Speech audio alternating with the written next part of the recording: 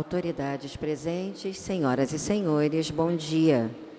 Sejam todos bem-vindos ao Palácio Tiradentes, lugar de memória do Parlamento Brasileiro. Anunciamos que esta sessão solene estará disponível no canal da TV Alerj através da plataforma do YouTube.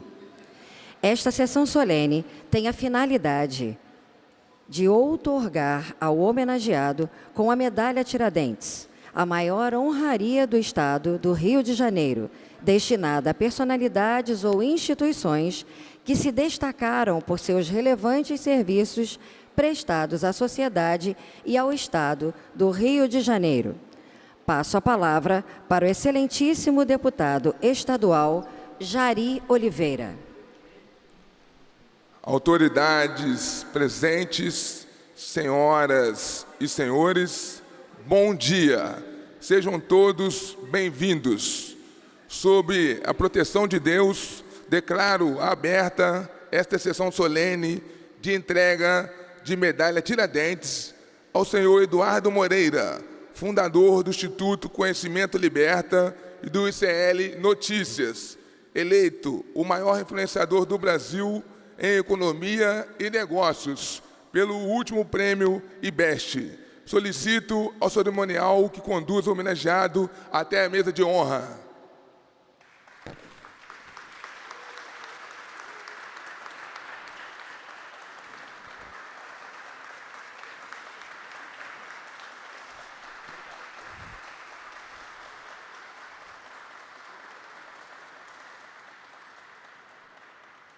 Quero saudar a presença e convidar para compor a mesa Jandira Fegali, deputada federal.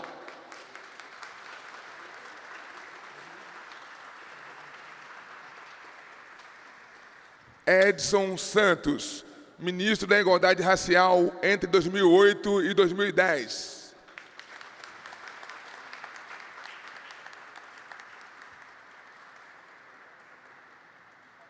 Luiz Meurer Moreira, pai do homenageado, por favor.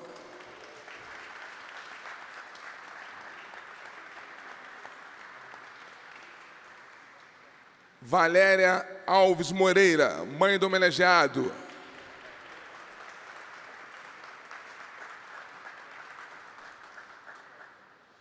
Eduardo da Silva Martins, engenheiro de produção.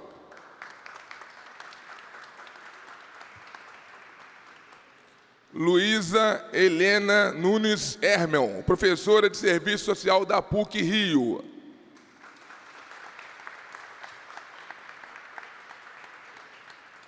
Peço a todos que se coloquem em posição de respeito para ouvirmos o hino nacional.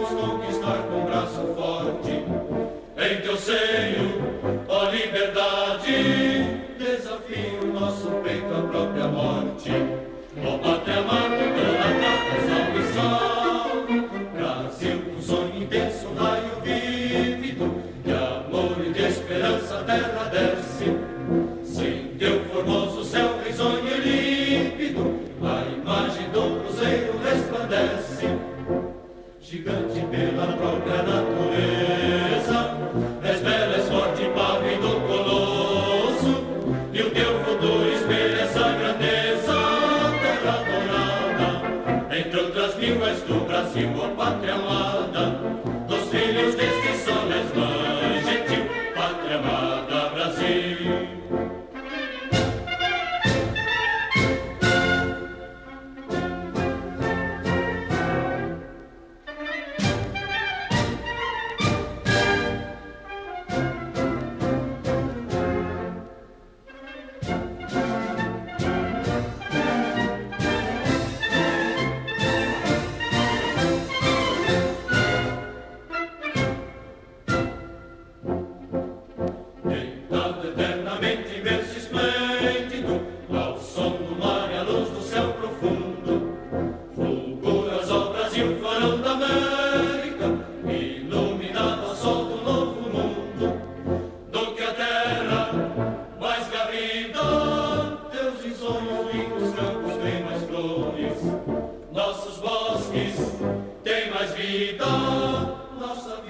no teu seio mais amores. Ó pátria amada, salve, salve. Brasil de amor eterno seja símbolo. Olá para o que ostentas estrelado. Bendiga o verde e ouro desta flâmula, paz no futuro e glória no passado. Mas se ergues na justiça, clama forte, verás que o filho teu não foge à luta, nem tem ninguém te adora, a própria morte terá morada. Entre outras mil és tu, Brasil, ó pátria amada, dos filhos desse sol és mãe gentil, pátria amada, Brasil.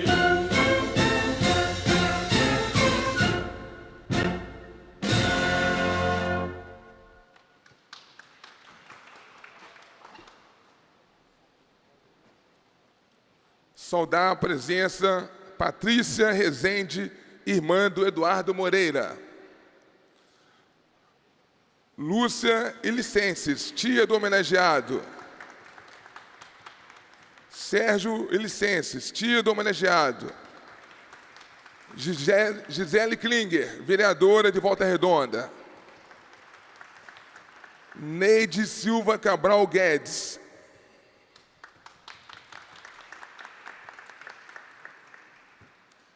Bom dia a todos e todas os presentes. Sejam bem-vindos à Assembleia Legislativa do Estado do Rio de Janeiro.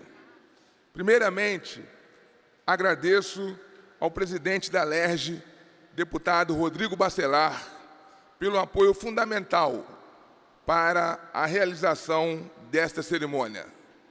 Aos caros colegas deputados e deputadas que aprovaram, por unanimidade, Eduardo, esta nossa proposta. E a todos os servidores da Casa, especialmente os do cerimonial, sem os quais este evento não seria possível estar acontecendo. Hoje, 4 de junho de 2025, terei o prazer de entregar a medalha Tiradentes, a mais alta honraria do Estado do Rio de Janeiro, concedida por esta Casa Legislativa ao escritor, palestrante, empresário e apresentador Eduardo Moreira, por sua valorosa contribuição para a difusão de conhecimento como ferramenta de desenvolvimento para a sociedade.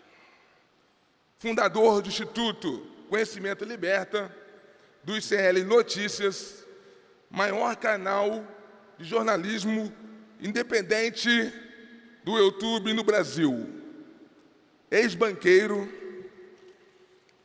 de investimentos, Eduardo Moreira nasceu no Rio de Janeiro e é graduado em engenharia pela PUC no Rio, tendo estudado também na Universidade da Califórnia, em San Diego. É autor de 12 livros, 5 dos quais alcançaram a primeira posição nas listas de mais vendidos.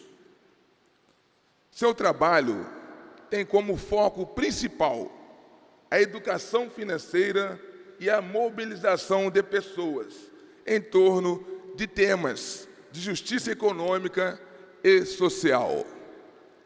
Suas palestras e cursos online vêm ajudando os cidadãos do nosso Estado, de todos os cantos do Brasil, a construir sua independência financeira e a identificar oportunidades de crescimento, sempre tendo como base um país mais próspero e justo. Eleito melhor influenciador de economia e negócios do Brasil no Prêmio IBEST em 2023. Parabéns, Eduardo. Entre outros títulos e premiações, Eduardo construiu sólida trajetória na internet, compartilhando informação e experiência com um público amplo, de forma séria e responsável. Mas não é só no mundo virtual que a atuação de Eduardo faz a diferença. Pelo contrário, é no dia a dia de quem mais precisa.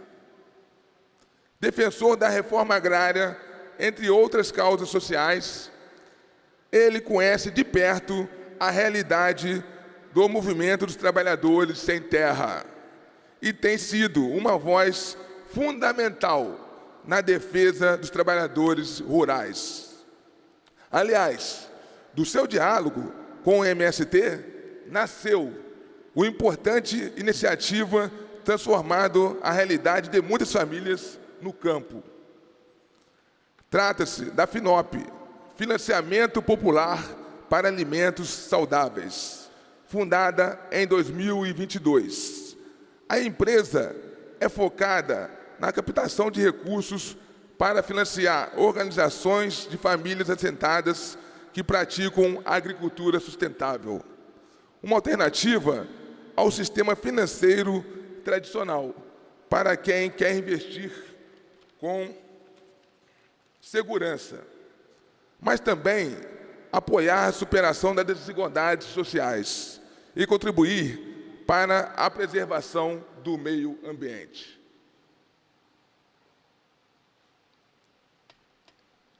É, portanto, Eduardo, com grande alegria que entregamos esta medalha em reconhecimento pelo trabalho e compromisso deste cidadão carioca que tanto tem contribuído para a democratização do conhecimento em todo o país e para o debate público sobre o Brasil que queremos e que podemos construir juntos. Parabéns e muito obrigado em nome de toda a população do Estado do Rio de Janeiro e do Brasil. Parabéns, Eduardo.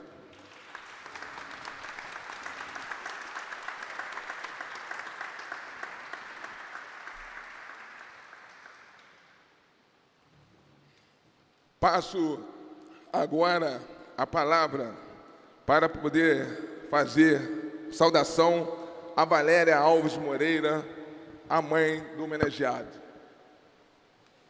Eduardo, que orgulho poder testemunhar você receber esta medalha Tiradentes. É um símbolo tão forte de justiça e liberdade. Sua dedicação incansável como fundador do ICL, Instituto Conhecimento Liberta, lutando por ações sociais e dando voz aos excluídos, inspira a todos nós.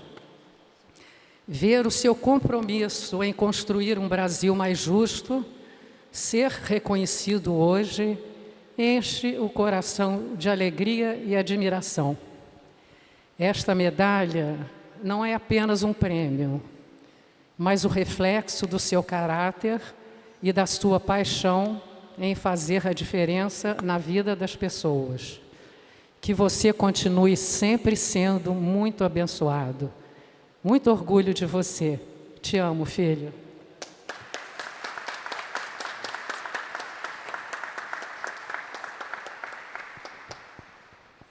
Convido para fazer uso da palavra Luiz Melder Moreira, o pai do homenageado. Bom dia. Muito orgulho de estar aqui. Agora eu já estou ficando acostumado, que não é a primeira vez que eu subo num palco desse, lá em São Paulo, me ensinaram. Lá precisava falar o nome de todo mundo, mas parece que aqui não precisa. Mas falar do Eduardo é muito gostoso, porque a gente acompanhou uma trajetória emocionante desde pequeno. Ele sempre tentou realizar coisas que quase ninguém tentava realizar.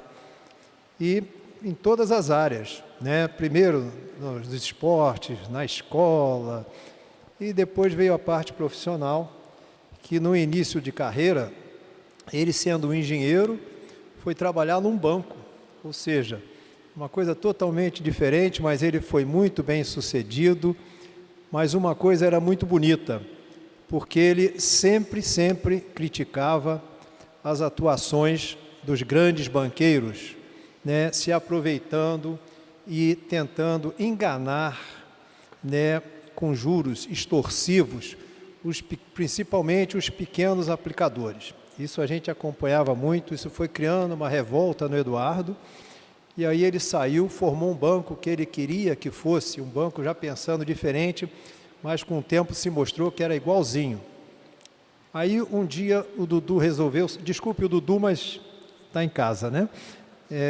Um dia ele resolveu sair de lá, e aí ele falou sobre um sonho que eu achava que era a coisa mais louca da vida dele, que era fazer um instituto para poder levar o conhecimento às pessoas de baixa renda, e que a mensalidade seria tipo um McDonald's, um sanduíche do McDonald's. Eu digo, meu Deus do céu, esse garoto vai queimar todo o dinheirinho que ele ganhou trabalhando lá, mas seja feliz, vamos lá, né?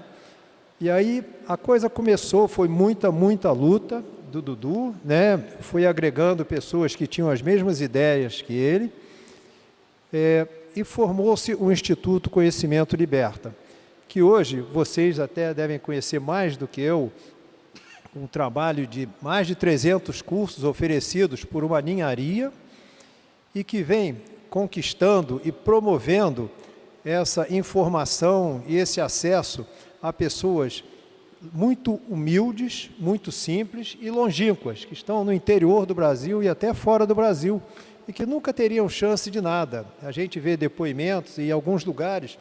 Eu sou muito reconhecido hoje em dia, fiquei famoso, porque me acham parecido com o Eduardo. Me perguntam, você é pai do Eduardo Moreira? Eu digo, sou, né? Então eles dizem, poxa, parabéns, olha só, eu estou aqui, eu consegui isso e aquilo e tal. Então a gente tem tido demonstrações, assim, diretas, presenciais, de pessoas que estão conseguindo atingir esse objetivo. Então eu quero dar parabéns, Eduardo, muito obrigado pelo reconhecimento da Câmara, né? Então, muito obrigado a todos vocês, viu?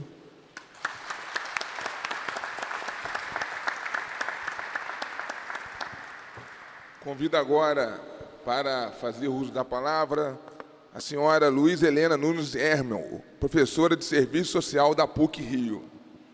Bom dia, saúdo os membros da mesa, o deputado Jari pela iniciativa, o meu aluno Eduardo, e quero dizer aqui que eu vou falar sobre um Eduardo que é pouco conhecido.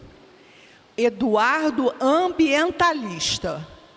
E eu achei muito oportuno o deputado fazer essa homenagem justo na Semana de Meio Ambiente.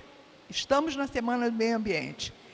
Como é que isso começa, né? Eduardo foi aluno da engenharia da PUC, ele foi pesquisador, atuando comigo em mais de 5 projetos ambientais de ensino, pesquisa, extensão, sobre a minha coordenação. Como é que isso tudo surge? Como é que aparece o Eduardo? Na década de 90, os professores de engenharia civil, liderado pelo professor de mecânica de solos, Tássio Maura Pereira de Campos, professor do Eduardo, e os professores de serviço social, professora Rosa e eu, fomos desafiados a pesquisar o tema deslizamento de lixo em favela. Tá? A engenharia civil e a GeoRio, que eram engenheiros excelentes, eles constataram grandes desastres no Rio de Janeiro, na década de 80, causada pelo deslizamento de lixo em favelas. Alex, por favor, você pode passar? A partir disso, foi elaborado conceitos de lixo histórico e solo antrópico.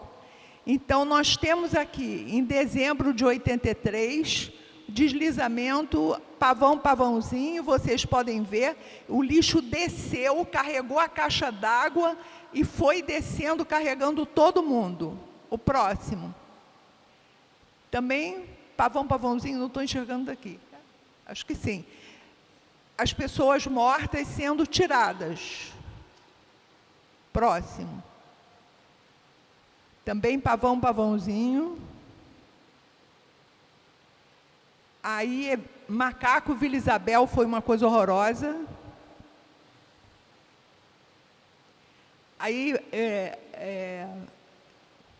não estou vendo aqui. Aqui é...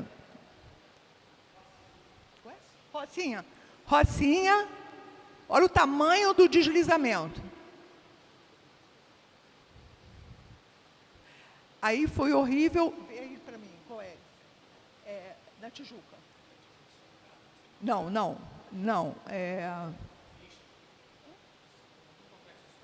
Não, lá na usina, houve vocês estão vendo essa cachoeira?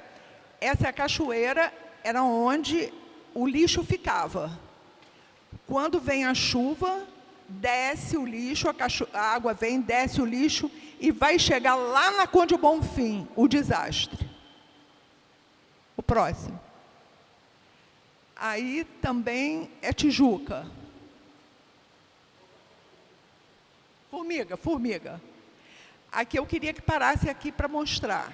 O que acontece? Os engenheiros criam o conceito de solo antrópico. O solo antrópico é o solo feito pelo homem, feito de lixo.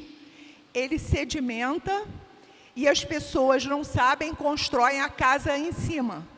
Constroem a casa em cima e quando vem a chuva, ele desliza e leva a casa. Então, é o lixo histórico, os lixões e o solo antrópico.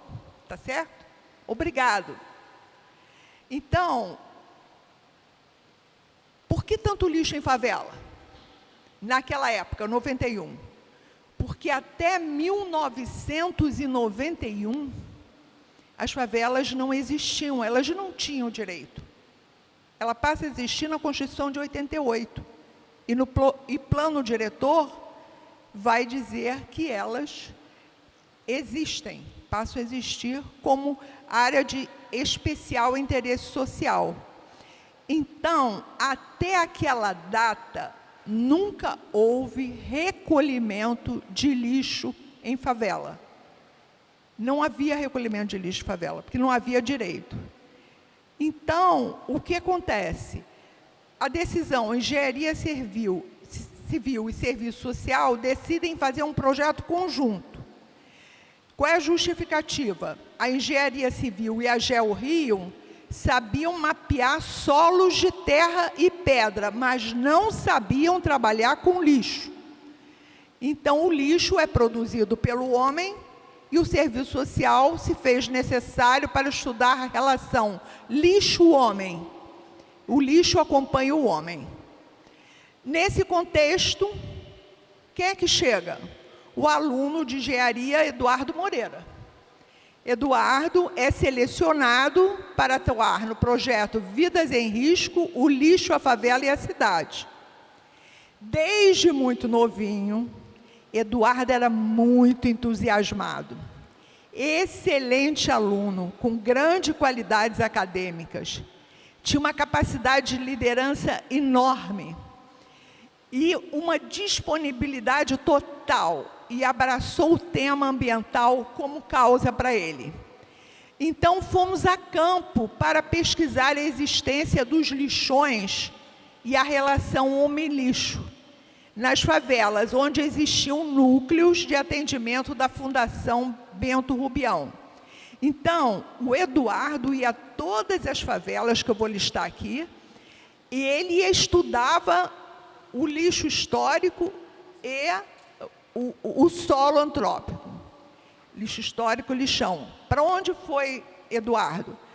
Para o Turano. Ele ficou na Matinha, no Sumaré. Ele foi na Vila Aliança para estudar como é que ficava o lixo plano. Ele foi para Pedreira, Rocinha, Santa Marta, Mangueira, Botafogo e Mangueira. Tá?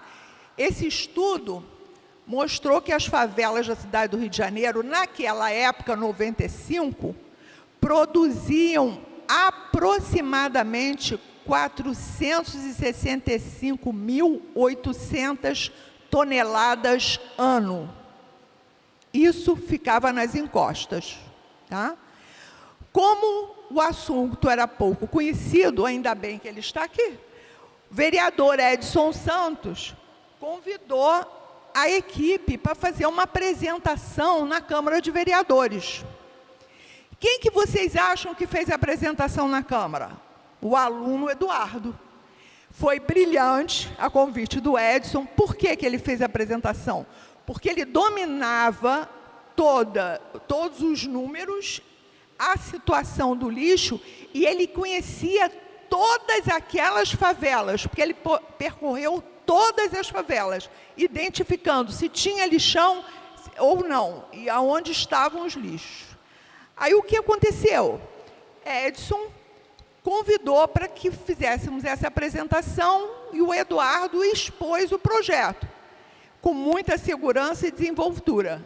A partir daí, o prefeito César Maia decide fazer um grande convênio com a PUC, sob a liderança do Departamento de Serviço Social, para fazer um projeto piloto. Coube à PUC fazer um projeto piloto de recolhimento de lixo e identificação e remoção de os lixões em complexo de favelas planas. Até então não tinha serviço da Conlurb.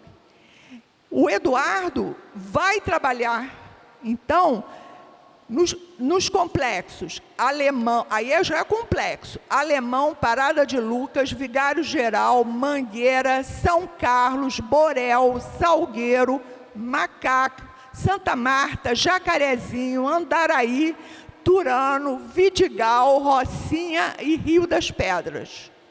Além disso, nós fomos também responsáveis por regularizar as cooperativas de catadores. E o Eduardo ia para identificar como estavam formadas as cooperativas.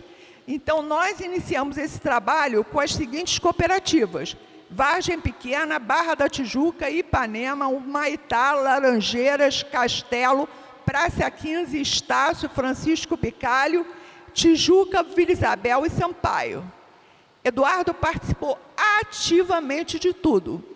E, a partir daí, ele ficou conhecido na PUC como um engenheiro social, porque ele era chamado para todas as apresentações, ele falava, ele dominava o assunto do lixo.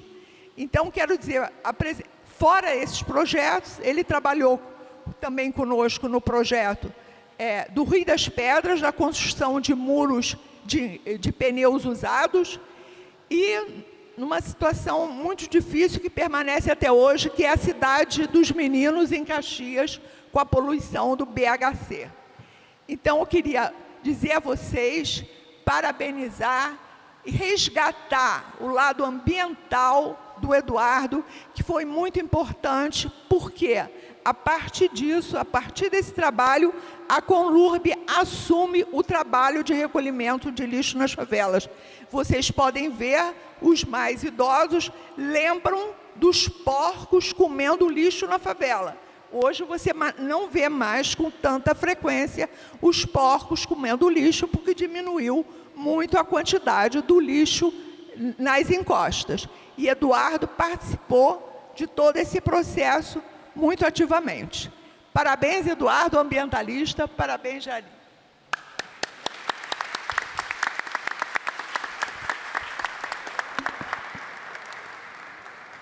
Dando sequência, quero convidar Eduardo da Silva Martins, engenheiro de produção, para poder fazer uso da palavra. Eduardo, por favor. Bom dia a todos. É uma alegria, um prazer muito grande fazer parte dessa mesa, porque eu vi o talento Eduardo Moreira se moldar ao longo do tempo. Tive o privilégio de conviver com ele na PUC, como estudante de engenharia, também de acompanhá-lo numa temporada nos Estados Unidos.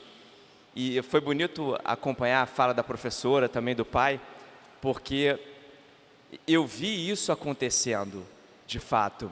O Eduardo sempre se propunha a alcançar o máximo, a sempre se destacar naquilo que fazia, que às vezes poderia parecer para outras pessoas um quê de arrogância.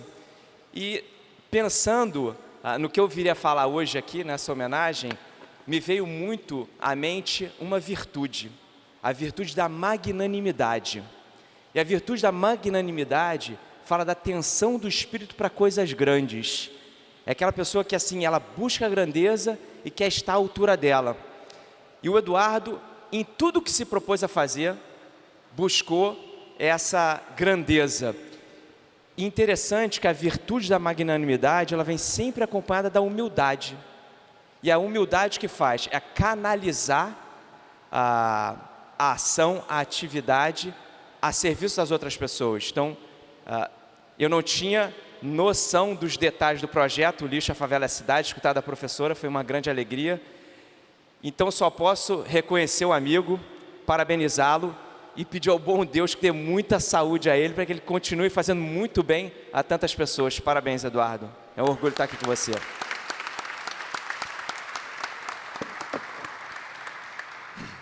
Convido nosso amigo Edson Santos, ministro da Igualdade Racial entre 2008 e 2010, para poder fazer o uso da palavra, Edson. Que a gente tem a mania de falar em pé. Coisa de político, né? Eu quero aqui cumprimentar a minha amiga Luiz Helena, que me deu o prazer de conhecer o nosso homenageado, o Eduardo, ainda muito jovem, né, naquela época, né? Quero cumprimentar a senhora Valéria Alves Moreira, mãe do nosso homenageado, sou Luiz Meuli Moreira, também pai do nosso homenageado, e a minha companheira Jandira Fegalha, quem tem o prazer de rever aqui nesse momento, e dizer, talvez primeiro recado aos pais, né? Talvez naquele dia lá esse trabalho na PUC, a gente tenha inoculado o vírus social no Eduardo, do qual ele não conseguiu se libertar até hoje. Ao contrário, esse vírus vem se aprofundando em Eduardo no sentido do seu compromisso com a questão social em nosso país. Eu diria que, compararia assim, o Eduardo, nesse momento que nós estamos vivendo, e o seu trabalho, viu, Eduardo, de levar conhecimento à população sobre essa realidade que a gente está vivendo. Hoje mesmo eu estava vendo na televisão, gente, em casa, aí falando de economia. A pessoa, não, está tudo muito bem, a menina muito bem paga, né, muito arrumadinha. Ela fala, não, está tudo ótimo, nós só precisamos melhorar assim, os gastos. Né? O BPC, por exemplo, o BPC está crescendo muito, então tem que dar um jeito no BPC. Um outro dado que é importante são os gastos com a educação e com a saúde, que não pode crescer da forma como estão crescendo, porque senão vai acabar inviabilizando o Brasil. Ou seja, não se fala da maldita dívida pública no Brasil, que consome quase 1 trilhão de reais do orçamento público por ano. Esse é o grande mal do nosso país.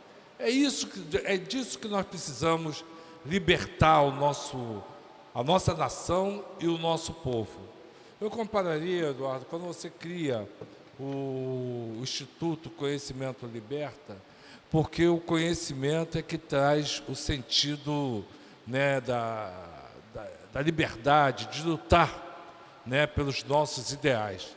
Tem que conhecer a realidade, né? Eu compararia a uma figura lá do século XIX, chamado Engels, filho de industrial, família muito abastada. O pai dele tinha uma empresa e ele costumava ir à empresa e via as condições indignas dos trabalhadores. E começou a estudar isso, né? Tem até um livro sobre a vida dos operários na Inglaterra, a vida de sofrimento, né, de exploração dos operários na Inglaterra. E ele, a partir dali, ele dedica a sua vida a estudar esse mecanismo que possibilita a exploração de muitos por uma minoria. Eu acho que existe um paralelo, guardado as devidas proporções, naquilo que você se propõe, no papel que o Engels, grande parceiro do Marx, se dedicou ao longo de sua vida. É dar conhecimento ao povo. Porque a partir desse conhecimento, da descoberta, na verdade, dos mecanismos que levam o Brasil a ser um país tão rico, com tanto potencial, mas com um povo tão sofrido e tão pobre, a descoberta desses mecanismos é que vai possibilitar ao nosso povo se libertar da exploração. Por isso eu fico muito feliz de estar aqui contigo, compartilhando, né, com seus familiares e com seus amigos esse momento. E quero dizer ao meu amigo deputado Jari, uma feliz iniciativa, parabéns, né? Isso acho que enobrece o legislativo do Estado do Rio de Janeiro, o legislativo municipal. Quisera eu que esse espaço aqui estivesse lotado de gente para conhecer a sua trajetória e a gente ter, a partir disso, né, a consciência de que é possível mudar e é possível transformar esse país num país bom para todos. Muito obrigado. Parabéns, Eduardo.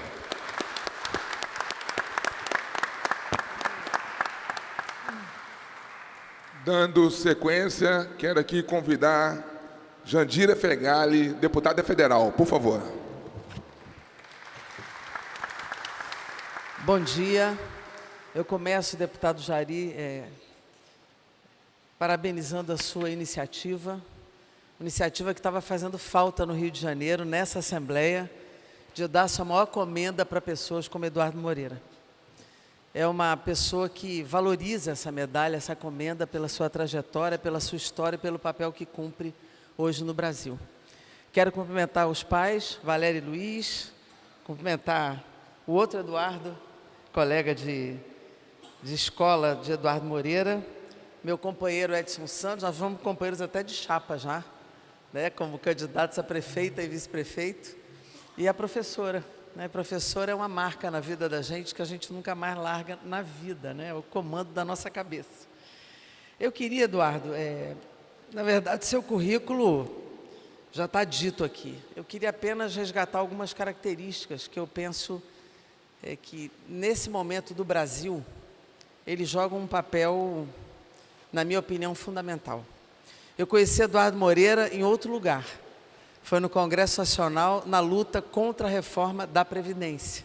Lá que a gente se conheceu. Eu lembro a gente nos debates na comissão da Previdência Especial, que debatia a reforma. O Eduardo chega lá para falar. E eu falei, o que será que esse cidadão vai dizer aqui nessa comissão? Porque eu não o conhecia. E ele deu uma contribuição fenomenal ao nosso debate.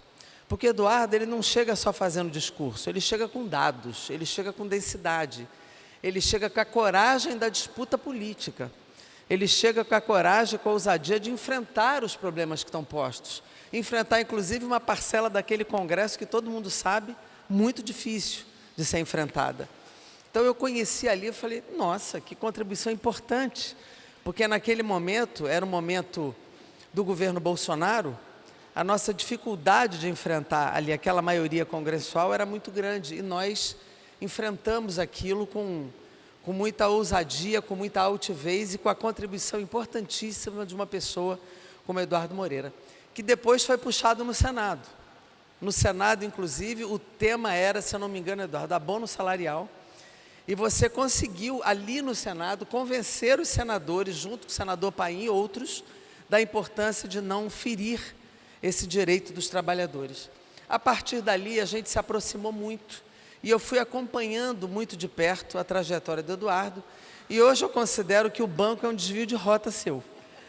Porque o Eduardo tem uma trajetória muito vinculada ao território, à luta social, foi se vincular depois ao movimento do Sem Terra, inclusive morando em assentamentos, visitando pessoalmente os assentamentos, e agora eu entendi porque esse costume de visitar as áreas, né, porque foi criado lá na faculdade, e ele foi se envolvendo cada vez mais com aquilo que se chama eu tenho lado.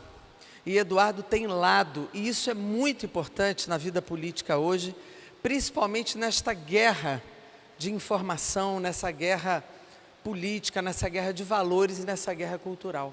Porque na guerra cultural não é só divergir, mas é eliminar o adversário. E é isso que nós estamos enfrentando. Ele já foi ameaçado, já vivenciou situações muito difíceis dele com a família, porque essa extrema-direita, ela não disputa ideias, ela disputa a vida das pessoas, ela ameaça a tua existência. E é assim que ele vem com toda a coragem e altivez, enfrentando algo que o mundo político deveria fazer. Ele faz o que boa parte do mundo político não faz, que é fazer a disputa da informação, é localizar os valores, é afirmar dados, é afirmar a política, é afirmar o acesso ao conhecimento.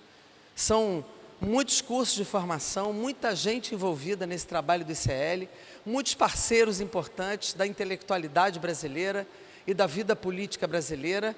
É um trabalho que ele faz de forma ampla, de forma plural, mas dentro de um mesmo campo, não dá espaço para a extrema-direita, ao contrário, constrói uma política para resgatar a vida contra a extrema-direita no Brasil e tem trabalhado também com dados internacionais, da geopolítica internacional. Eduardo, você dá uma contribuição que o mundo político deveria dar mais e você acaba assumindo para si esse trabalho da grande disputa política do Brasil e na relação com a geopolítica internacional. Então, eu coloco aqui as marcas da competência, do talento, da ousadia, da coragem e essa capacidade de ter lado que não deixa ninguém ficar em cima do muro, porque o muro não é lugar de quem quer fazer o Brasil avançar. E nessa disputa, eu tenho acompanhado muito isso, os assinantes já são muitos, já chegou a milhões, e penso que é essa contribuição que o Eduardo Moreira tem dado, que pode também facilitar que a gente não permita que a extrema-direita volte ao comando deste país.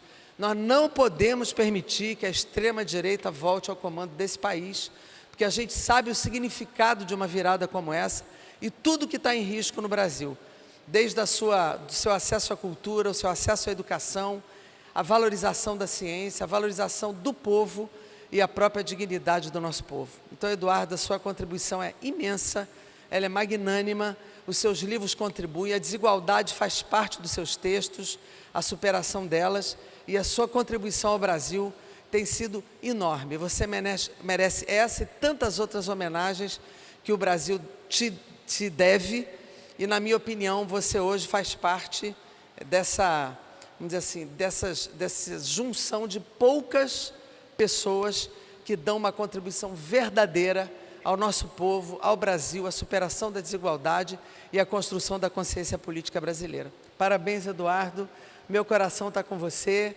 minha parceria está com você, conte sempre conosco e mais uma vez parabéns, Jari, pela tua iniciativa tão importante agora. Obrigada, gente.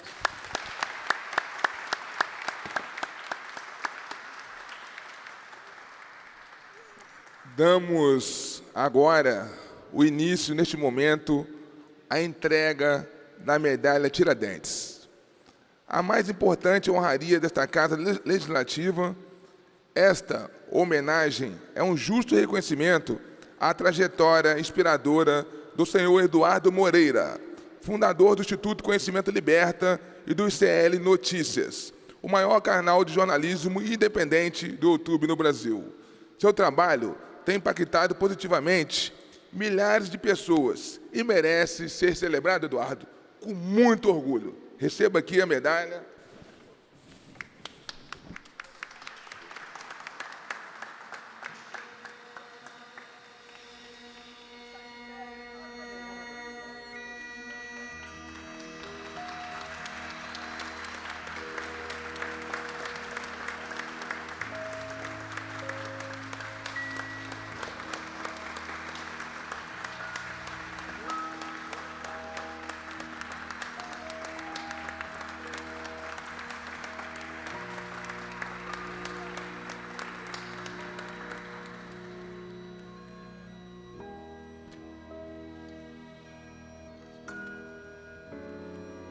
Passa agora a palavra ao nosso homenageado Eduardo Moreira, por favor.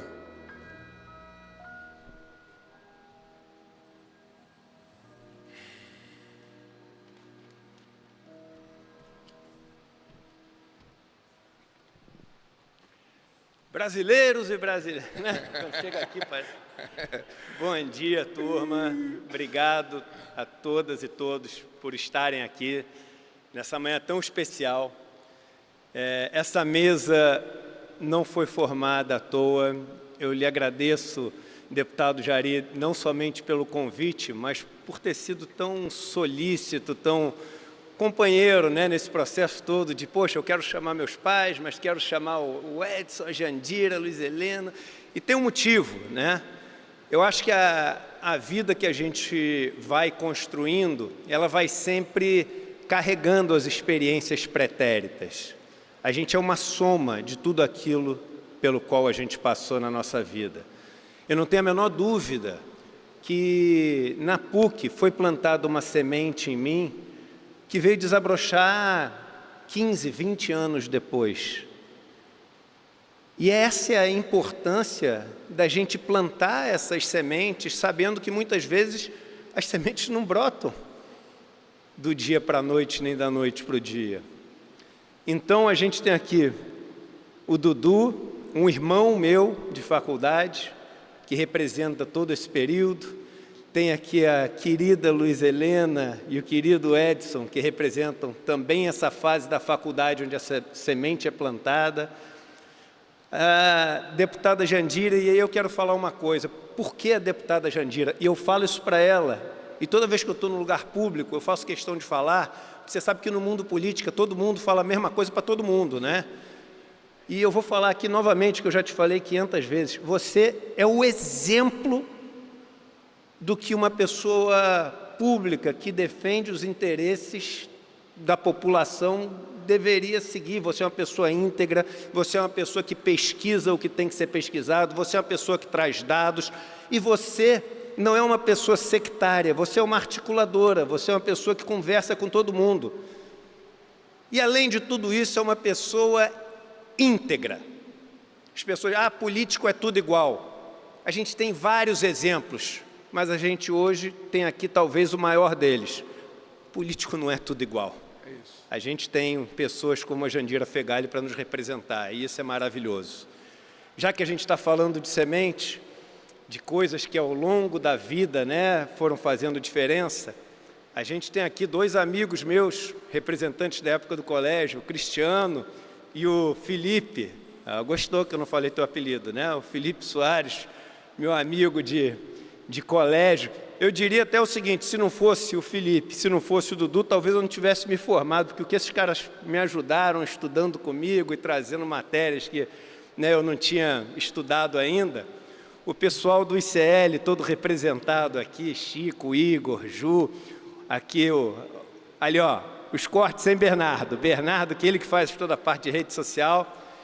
E aí, quando a gente vai indo para trás na semente, aí quem que origina essa semente? O meu pai e minha mãe, que estão aqui, aos quais serei sempre grato, não só pelos ensinamentos, pelo exemplo de integridade em casa, mas também pelo milagre da vida, né? Pelo dom da vida. E eu teria várias coisas para falar aqui, mas às vezes eu fico pensando, né, que a gente está sempre falando as mesmas coisas. Às vezes as pessoas me contratam para dar uma palestra sobre desigualdade, e aí o sujeito fala assim: você tem 50 minutos para falar.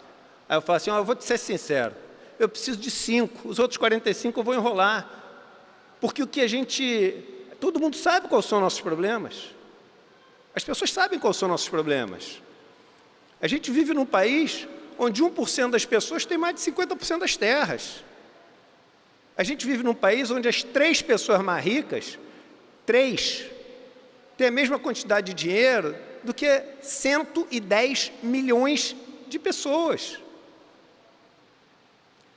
A gente vive num país onde, se a classe média brasileira tivesse sentado e você fizesse uma medida botando notas de 100, uma em cima da outra para ver a altura, a população média, a renda média do brasileiro, a poupança, o que ele tem guardado, faria ele estar sentado no chão, porque não tem poupança, o que tem são poucas notas, enquanto as pessoas mais ricas do Brasil estariam na estratosfera, na estratosfera. E tem um problema que é o seguinte: os recursos são limitados. O que a gente tem para dividir é limitado. A gente tem um planeta Terra só. A gente tem uma quantidade de maçã, de arroz, de açúcar, de madeira. É uma quantidade finita. E as pessoas foram ensinadas a ter desejos infinitos. E o negócio, enfim, cada vez fica pior. E se você me perguntar, eu sou extremamente pessimista em relação ao rumo que a gente está tomando. Poxa, Eduardo, se você é tão pessimista, então como é que você acorda todo dia e briga, arruma confusão? É para arranjar seguidor na internet? Não. Primeiro é porque eu acho que se não tiver a luta, aí você perde tudo. Aí você fica com nada. E segundo, porque eu sou pai de 3 crianças. Em algum momento, daqui a pouco, eu me vou. Mas os 3 não irão, né? A gente está vendo o que está acontecendo em Gaza agora, onde a gente vê milhares de bebês que vão morrer porque o caminhão de comida não pode chegar. E está lá o caminhão. Eu acho que a gente ouve muito que nenhum de nós deveria ter o direito de dormir com tranquilidade, se sentindo bem. Mas eu acho que nenhum de nós dorme se sentindo bem. E ousaria dizer que nem quem é da extrema-direita. Ninguém tem como dormir bem num mundo tão machucado como esse. E eu estou dizendo até numa maneira mais profunda, Dudu. Eu estou falando sob o ponto de vista espiritual mesmo. E não estou falando necessariamente religioso, espiritual. É impossível não estar sofrendo num mundo que sofre tanto. E muitas vezes a gente procura mascarar esse nosso sofrimento, fugir desse nosso sofrimento e até ser agressivo, atacar de volta esse nosso sofrimento. E aí a gente escolhe caminhos que são esses caminhos autoritários, da violência. Então hoje eu não vou me estender sobre esses assuntos e eu vou falar sobre uma outra pessoa que está aqui que é muito especial para mim. A Neide, a mãe do Vitor, meu amigo da PUC, que faleceu, era um dos meus melhores amigos da PUC, eu estava sempre na casa dela, ele sempre lá em casa, nadador, campeão, cheio de recordes, etc. E faleceu um dia indo para a PUC, num acidente horrível, ele de bicicleta, sendo ali atropelado por um ônibus. E eu lembro que quando eu me formei na PUC, eu chamei a Neide para a formatura. E eu fui escolhido nessa formatura para fazer ali o discurso de formatura. E eu lembro, Neide, de tudo que eu falei naquele discurso. E eu lembro que naquele discurso eu falei que a gente tinha o privilégio de estar se formando numa das melhores faculdades do país, que a gente tinha acumulado um conhecimento que era extremamente valioso, não só para a gente, mas para os outros. E isso tem que trazer para a gente uma obrigação. E eu assumi essa obrigação naquele dia, falando que eu ia dedicar o resto da minha vida para tentar fazer alguma coisa que ajudasse, que diminuísse esse sofrimento. E eu acho que a gente tem que deixar de levar tão pouco a sério as nossas palavras, sabe? Eu acho que a gente tem que voltar a ser pessoas de palavra. Palavras não podem ser coisas vazias que a gente lança ao vento. Elas têm que ser coisas pelas quais a gente vive e, se necessário, Deus queira que não, morra por elas. E eu digo isso porque eu viajo para lugares no Brasil, e é isso que a professora Luiz Helena falou, Darcy Ribeiro falava isso, Paulo Freire falava isso, a cabeça da gente só pensa onde o pé da gente pisa. A cabeça da gente é incapaz de pensar onde o pé da gente não pisa. E quando você conhece aquele sofrimento e você vê pessoas que morrem pelo que elas falam, e morrem às vezes sem ninguém saber, e morrem às vezes sem ver nenhum resultado da luta delas ainda em vida, mas mesmo assim morrem. Foram essas viagens que eu fiz para o interior do país que me fizeram de novo dar valor aos padres, que eu não dava mais. Uma instituição que eu falava corrupta e que acumula tanto dinheiro, envolvida em tantos escândalos. Eu não vejo mais valor nessa história de religião. Eu sempre fui católico, tocava violão na missa. E eu fui lá e vi padres dos quais a gente nunca vai ouvir falar, mas que estão ali caminhando os passos de Cristo. Eu vi pastores, e a gente hoje, se é evangélico, fala mal dos católicos, se é católico, fala mal dos evangélicos, de uma maneira pejorativa. Pastores que dedicam a vida em igrejas que não vão ter dízimo para deixar eles ricos, simplesmente para acudir e para acolher o espírito, a alma daquelas pessoas. E vi pessoas laicas, pessoas que não acreditavam em Deus, mas acreditavam no sofrimento do seu irmão ou da sua irmã que moravam junto com eles. E com isso, viviam a espiritualidade no dia a dia delas. Neide, mais tarde, um outro evento, e esse ninguém viu, me marcou muito. Quando eu comecei com a reforma da Previdência, etc., eu fui chamado para dar uma entrevista em São Paulo, num canal progressista, um canal de esquerda em São Paulo. E eu fui a pé. Eu tinha, até pouco tempo atrás, como comecei a receber muitas ameaças de morte e mais concretas de pessoas que falavam onde eu morava, mandavam vídeos mostrando o rosto, diziam que eu ia aparecer desfigurado no Fantástico no final de semana, e eu tive que começar a acionar a polícia, contratar um segurança. Eu só ando de segurança armado em São Paulo. Eu tive que blindar o meu carro, uma coisa que eu sempre fui contra, porque eu acho uma agressão você andar de carro blindado. É uma agressão. Qualquer pessoa que chega do seu lado é como se ela fosse um inimigo.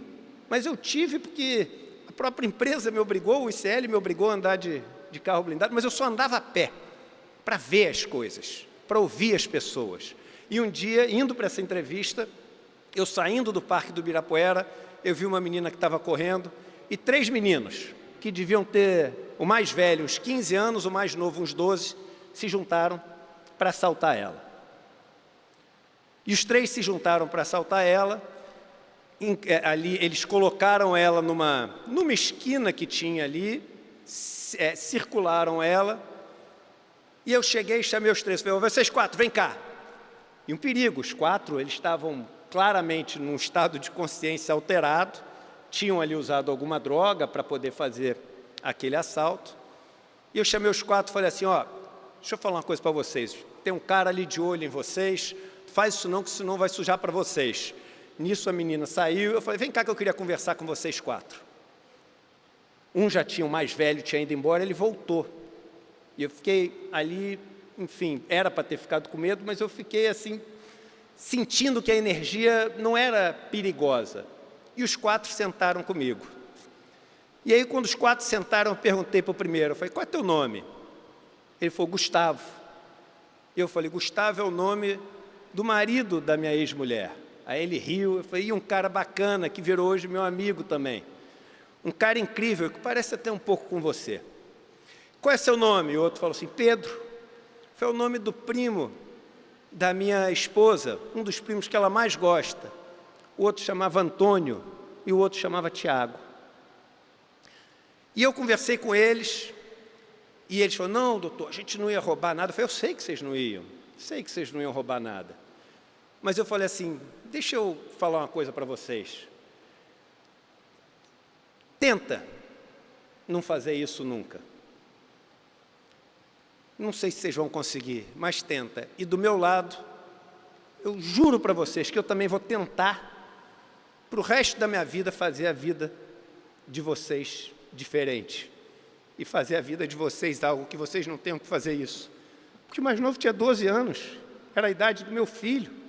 Ele podia estar ali sendo morto, e meu filho está numa escola com laptops e tablets e viajando para lugares protegido. Ele é igual ao meu filho, tem nada de diferente. Às vezes as pessoas acham que gente pobre sofre menos. As pessoas acham que uma mãe pobre, quando perde um filho, ela não sente igual uma mãe rica quando perde um filho. Ah, eles estão acostumados. Acostumados a quê? A perder um filho? Acostumados a ver um filho chorar de fome? Com 8, com 10 anos, ninguém se acostuma a ver um filho chorar de fome. Quando a gente fez o nosso documentário sobre o MST, uma das coisas que mais me marcou foi uma professora que, quando veio conversar comigo, falou chorando. A gente estava no Paraná, num assentamento, é verdade, era um acampamento que funcionava onde era, olha que simbólico, um aras de cavalos de luxo, cavalos que custam milhões de reais. O dono tinha abandonado a fazenda e eles ocuparam essa terra completamente improdutiva, largada em ruínas, e transformaram as baias dos cavalos milionários em salas de aulas para aquelas crianças. Isso é muito simbólico. Isso é muito simbólico. E a professora, conversando comigo, ela começou a chorar e falou assim: deixa eu te contar uma coisa. As crianças, quando vêm para cá, elas vêm todas arrumadas, cheirosas, de banho tomado, porque a escola para elas é tudo. Só que eu converso com as mães e as mães dizem que elas tomam banho chorando, que é um desespero tomar banho todos os dias, porque não tem água quente. E eu falando assim, eu falo de propósito, pode parecer para muita gente assim: ah, Eduardo, mas que exagero. Poxa, eu até gosto de tomar banho frio, que faz bem para a saúde. A gente está falando de crianças de 4, 5 anos que moram num lugar onde faz 0 grau. 0. Onde você acorda de manhã, às vezes, está tudo congelado. E elas tomam banho. Por que tomam banho gelado? Porque se uma pessoa tiver um chuveiro elétrico, o que eles têm acesso de energia não dá para os outros, e ele derruba a energia das mais de 1000 pessoas que moram com eles. Então todos têm um combinado de só fazer aquilo que não prejudica os outros. E é isso que eu acho que tem que ser a nossa direção. Eu não gosto de usar o nosso norte, a nossa direção. O que ajuda a tirar sofrimento? E por que eu digo isso? Porque olha que mundo maluco que a gente está. Extrema direita e esquerda, ou extrema esquerda, dá o nome que você quiser, brigando. Os dois brigando por o quê? Liberdade. Extrema direita e esquerda brigando, os dois brigando por o quê? Democracia. Extrema direita e esquerda brigando por o quê? Por poder ter oportunidades. As pessoas, elas falam as mesmas palavras. Só que essa semana, por exemplo, teve um estudo da maior organização que estuda democracia no mundo, a NIRA, N-I-R-A, Data, onde eles fazem a seguinte pergunta para as pessoas: para você, para que serve a democracia? E as respostas são completamente diferentes, porque democracia é só uma palavra, gente. Assim como mesa, cadeira, microfone, é só uma palavra. E você sabia que no Brasil, por exemplo, a maioria das pessoas acha que democracia tem como principal objetivo melhorar a qualidade de vida e a condição econômica das pessoas. Em outros países do mundo, elas acham que o principal objetivo da democracia é garantir os direitos fundamentais. Em outros países, as pessoas acham que a garantia que a democracia traz é da liberdade delas poderem ser quem elas querem ser. Então elas estão falando de coisas completamente diferentes. E eu, vez sim, outra também, me vejo nessa sinuca, que é o seguinte: Eduardo, será que você está defendendo palavras vazias também? Você sabe o que você está defendendo? Porque o Frei Beto me falou que eu ia passar por 3 fases da minha vida progressista, de esquerda. Ele falou: a primeira fase você vai passar essa que você está todo animado, achando que na esquerda os políticos são todos honestos, que a turma é super trabalhadora, que todo mundo ali está preocupado com o social. E eu já passei por essa fase também. E aí você vai passar para a segunda fase, que é a mais difícil, que você vai ver que tem um monte de problema na esquerda. Tem um monte de gente que está lá simplesmente, oportunisticamente. Tem um monte de gente que faz rachadinha, que rouba. Tem um monte de gente que está na esquerda, mas está vendo um monte de projeto que pode fazer, que o pessoal tira as câmeras, está tomando uísque, fumando charuto com os caciques da direita, e aí você vai achar que é tudo uma farsa. E você vai se decepcionar. E você vai ficar frustrado. Mas eu já estou te avisando antes. E eu passei por essa fase. E passei. E às vezes ainda passo. O Jandira sabe porque eu me confesso com a Jandira. É uma das pessoas com as quais eu me confesso. Aí ele falou, mas você tem a terceira fase. E todas as vezes que você se sentir assim, você vai voltar para um acampamento do MST e vai passar o final de semana com eles.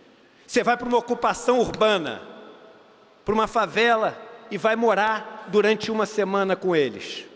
Você vai para uma aldeia indígena, onde as pessoas estão morrendo de fome e vai conversar com eles. Porque aí você vai lembrar o motivo pelo qual você está lutando. Você não está lutando por uma palavra, você não está lutando por um partido, você não está lutando por uma ideologia, você está lutando para que essas pessoas tenham menos sofrimento na vida delas. É do povo que vem a energia para você ser capaz de ter a ousadia de enfrentar quem tem muito mais chances de ganhar do que vocês. E o Darcy Ribeiro falava, provavelmente eu vou morrer como um fracassado, como um derrotado. Porque as escolas que eu propus não deram certo. As universidades que eu propus não deram certo. Os povos indígenas não foram preservados. As crianças seguem morrendo de fome. Mas eu prefiro morrer como um derrotado, como um fracassado, do que ter estado ao lado daqueles que causaram esse tipo de coisa. Frei Beto me escreveu na sua primeira carta, é melhor... Veja o que ele falou. Ele falou, Eduardo, espero que Deus te dê a bênção de perceber que é melhor estar errado do lado dos oprimidos do que ter a pretensão de estar certo do lado dos opressores. Então essa virou a minha régua. Se eu tenho duas decisões para tomar, independente de qual vem da direita ou da esquerda, qual leva o mundo para um lugar de menos sofrimento? Qual leva o mundo para um lugar de menos dor? Qual faz as pessoas ficarem mais próximas? Qual resgata a humanidade, a solidariedade, a fraternidade? Porque a gente só chegou até aqui por ter isso. A gente não é um animal que nada mais rápido, a gente não é um animal que é mais forte, a gente não é um animal que tem mais habilidade para subir em árvore ou para lutar contra o outro, mas nós aprendemos a unir as nossas forças. E novamente estamos ficando segmentados, atomizados, divididos. E estamos perdendo a nossa força. E anestesiados por essa montanha de informações, estamos hoje incapazes de perceber o sofrimento no outro. Até porque muitas vezes nos é negado ver o outro, saber do que o outro sofre. E eu acho que é isso que o ICL traz, a possibilidade da gente ver esse sofrimento. E muitas vezes isso vai nos fazer ser atacado. Aquela história antiga que vem dos gregos, dos romanos, não mate o mensageiro. Eu estou só trazendo para vocês o que acontece. Mas eu acho que é isso. É a gente abraçar essa dor que a gente sente quando a gente vê o que acontece. E deixar essa dor mexer com a gente. E deixar essa dor incomodar a gente. E deixar essa dor tirar o nosso sono. Porque é só nessa posição de desconforto, é só nessa posição de incômodo, e diria até mais, é só na posição de revolta que vai surgir a coragem necessária para a gente tentar fazer o que tem que ser feito. E aí, se não acontecer na geração do Padre Júlio, se não acontecer na nossa geração, se não acontecer na geração dos meus filhos, mas se a gente sobreviver como espécie, e se isso acontecer daqui a 200 anos, Isso vai ter sido uma vitória também do Darcy Ribeiro, vai ter sido uma vitória da irmã Dorothy, vai ter sido uma vitória de Marielle Franco, vai ter sido uma vitória de Luiz Helena, de Jandira, de Edson Santos, do deputado Jari, vai ter sido uma vitória de Leonel Brizola, vai ter sido uma vitória de todas as pessoas que dedicaram a sua vida para tentar, mas também vai ter sido uma vitória de todas as pessoas que moram nas favelas, nas aldeias, nas comunidades e que a gente nunca em nossa vida vai ouvir o nome delas, porque elas são tão importantes como todas essas outras que eu citei na condução dessa luta.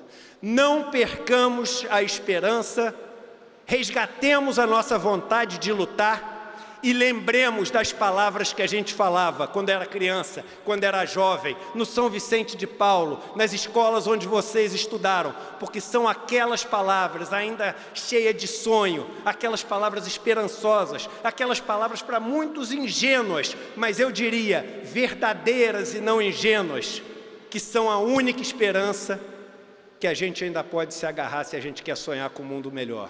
Obrigado à Assembleia, obrigado, deputado, obrigado a esse país que nos oferece a oportunidade de conhecer tantos extremos, tanta diversidade, tanta pluralidade e nos fazer um povo talvez único no mundo.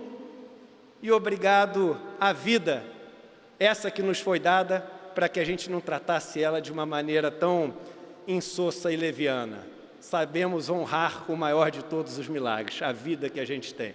Muito obrigado, deputado, muito obrigado a todos vocês.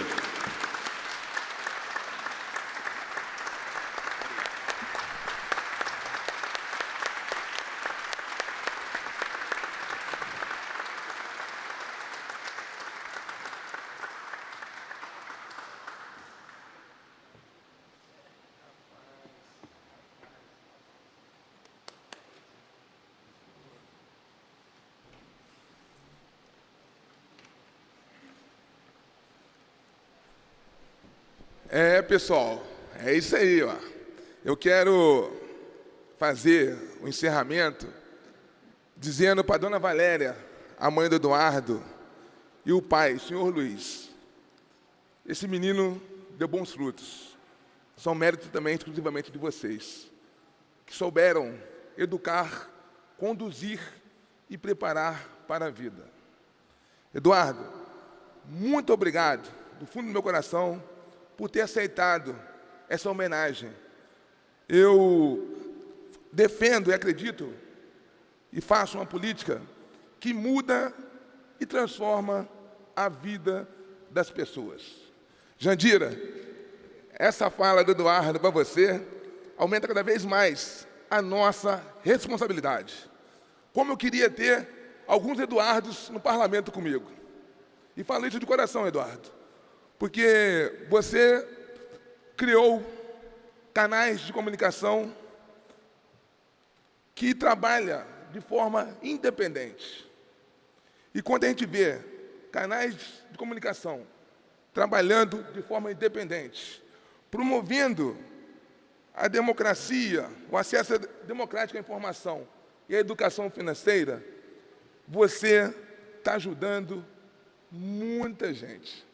Tenho certeza que você está preparando muita gente. O Brasil, Eduardo, precisa de você. Esse cumprimento seu, com a justiça social, com a economia solidária e um Brasil igualitário para todos, é o que a gente acredita. Parabéns, Eduardo. Receba meu abraço e meu carinho. Valeu.